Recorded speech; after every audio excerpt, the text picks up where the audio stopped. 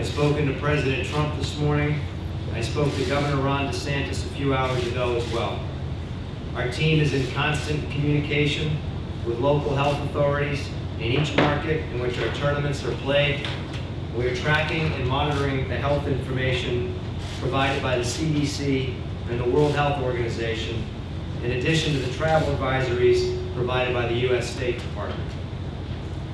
Both the White House and the Governor's Office have been and are supportive of the precautionary measures we've taken to this point. It goes without saying that this is an incredibly fluid and dynamic situation. We have been and are committed to being responsible, thoughtful, and transparent with our decision process. With that as pretext, at this point in time, PGA Tour events across all tours will currently proceed as scheduled, but will do so without fans.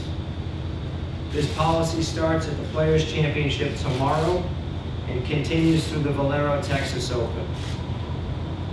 It's important to note that could change, but for the time being, this decision allows the PGA Tour, our fans and constituents, to plan, prepare, and respond as events develop.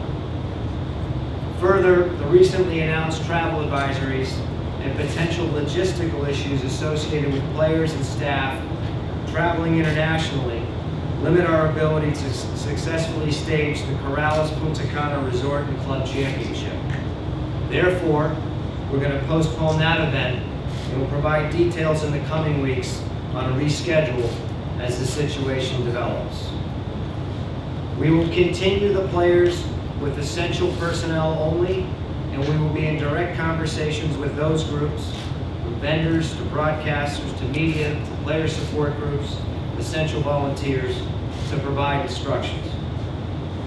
This is a difficult situation, one with consequences that impact our players, fans, and the communities in which we play.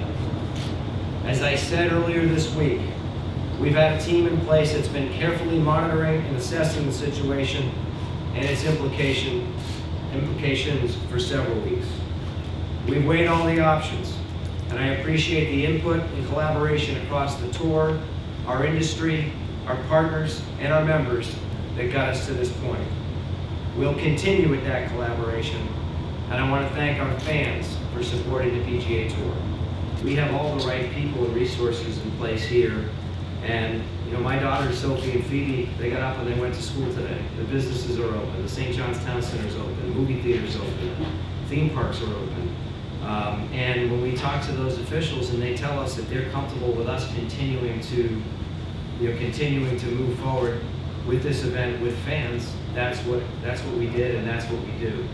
But to the point you're making, when things change, and I don't know if you saw it, but Governor DeSantis just stated publicly that he is discouraging mass gatherings in the state of Florida. It's a conversation that we had earlier today. It's been preceded by a number of conversations with his office that led up to that. But we feel like, as residents of this county, as residents of this state, as a business that operates here, when your governor says that, that's something that you need to follow.